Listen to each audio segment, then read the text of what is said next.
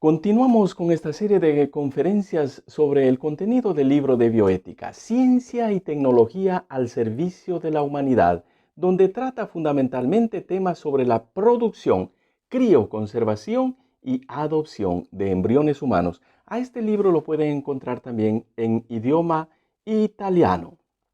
El tema que hoy trataremos será el tema sobre la crioconservación de embriones. Las motivaciones por las cuales se hace recurso a la crioconservación de embriones humanos son fundamentalmente las siguientes. Embriones en sobrenúmero o sobrantes de un ciclo de fecundación asistida. Se procede a la crioconservación de embriones en el caso en el cual se presenta cualquier problema después de la estimulación ovárica. Se reenvía la transferencia de embriones en el útero y por tanto vienen congelados mientras se espera o se busca el momento más adecuado. Los embriones, para poder ser crioconservados, son antes minuciosamente estudiados, por tanto seleccionados, en base sobre todo al desarrollo y a la morfología. La crioconservación se efectúa cuando el embrión alcanza el grado de desarrollo de 2 o 3 blastómeros. En el año de 1983 se da inicio a la crioconservación de embriones humanos con un notable incremento en el tiempo. La crioconservación no es otra cosa que el congelamiento a 196 grados bajo cero. La técnica comporta necesariamente un arresto temporáneo de la división celular, suspensión que consiente la transferencia de embriones en un ciclo sucesivo de aquel en la cual se ha provocado la hiperestimulación ovárica. Esta técnica, por tanto, da la posibilidad de utilizar embriones crioconservados, aumentando así la posibilidad de suceso y de reducir la diferencia entre costos y beneficios, relacionando al singular ciclo de tratamiento. Los embriones descongelados son transferidos en el útero en un ciclo espontáneo, pero la mayor parte de los centros de esterilidad prefieren preparar el endometrio con la suministración de estrógenos y progesterona con previo tratamiento. La modalidad de tratamiento son los mismos usados por la FIVET, que no es otra cosa que la fecundación in vitro por transferencia de embriones, y pueden prever la transferencia de uno o más embriones. Veamos ahora los aspectos generales de la crioconservación. Antes de hablar de congelamiento de embriones, para una mejor comprensión de la técnica tenemos que hacer una aclaración de los conceptos más importantes de criobiología.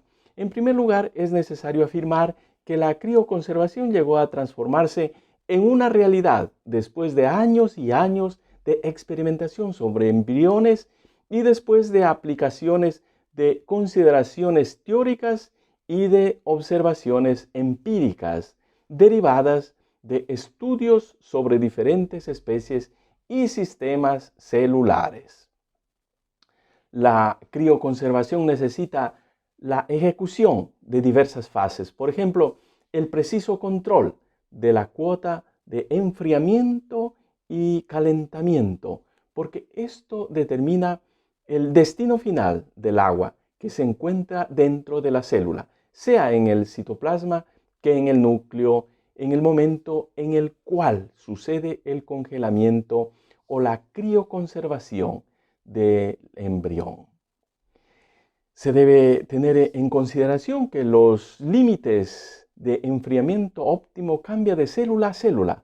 Todo depende de las dimensiones de la célula y también del tipo de célula. Existe otro factor muy importante, los llamados crioprotectores. Estos desempeñan una función de proteger todos los componentes de la célula mientras el proceso de congelamiento es efectuado. El papel de los crioprotectores es el de reducir los posibles daños causados de los efectos de todas las soluciones a cuotas de enfriamiento lentas que son utilizadas durante las técnicas.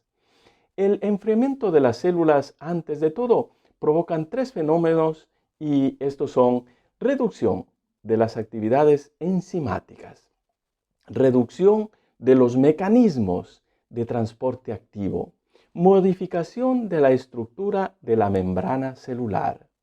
Fenómenos los cuales pueden ser controlados aplicando a las células sustancias que en la técnica de congelamiento se llaman sustancias crioprotectivas.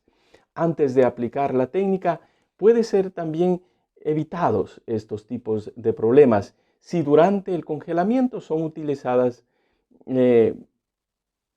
velocidades o técnicas diferentes.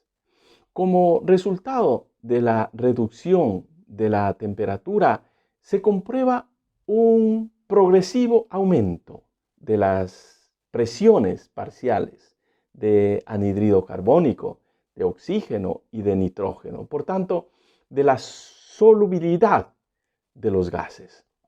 Durante el proceso de congelamiento, si no son utilizadas las sustancias químicas adecuadas, se forman cristales de hielo, sea al externo de la célula como al interno. Los cristales de hielo que se forman al interno de la célula producen necesariamente daños irreparables de sus componentes y a causa de estos cristales se presenta inexorablemente la destrucción de la célula. Se debe tener mucho cuidado también con los cambios imprevistos de las temperaturas, porque este fenómeno puede ser causa de imperfecciones de la célula. Sobre todo tener cuidado con los cambios que son producidos bajo el punto de congelamiento. El grado de daño cambia según la fase de desarrollo en la que se encuentra el embrión. Si el embrión ha llegado a un mayor desarrollo, asimismo mayor será la resistencia a los cambios de temperatura. Este fenómeno puede ser controlado si se procede con el enfriamiento de las células en modo muy lento y añadiendo al medio con cuidado las sustancias crioprotectoras. Si una célula suspendida en un medio fisiológico es congelada progresivamente a temperatura bajo cero, el hielo se forma en la solución que se encuentra fuera de la célula. Por consecuencia, las sustancias disueltas se hacen más concentradas porque el agua es retirada en forma de hielo. Cuando la célula es congelada lentamente, se produce una progresiva deshidratación a nivel de la membrana. Este fenómeno se debe a la transferencia de gran cantidad de agua del interno al externo de la célula, provocando de esta manera una reducción del potencial químico a nivel de la membrana del citoplasma. Veamos un poco también los embarazos que se han dado después de la transferencia en útero de embriones descongelados. Hace mucho tiempo atrás, lo que impedía los embarazos con embriones congelados era el problema del descongelamiento, procedimiento el cual muchas de las veces afectaba de tal manera que era difícil continuar un desarrollo normal. La capacidad de desarrollo disminuye en los embriones tratados con técnicas de crioconservación. En efecto, la necrosis de algunas células hace que los embriones después del descongelamiento no sean en capacidad de desarrollarse. En los últimos años, los científicos han sido capaces de obtener técnicas cada día más eficaces para enfrentar el problema del descongelamiento, logrando protección y la conservación sana de los embriones. El objeto de la investigación es aquello de hacer que el embrión al momento del implanto sea exactamente idéntico al que han congelado 2, 3 o 5 años atrás.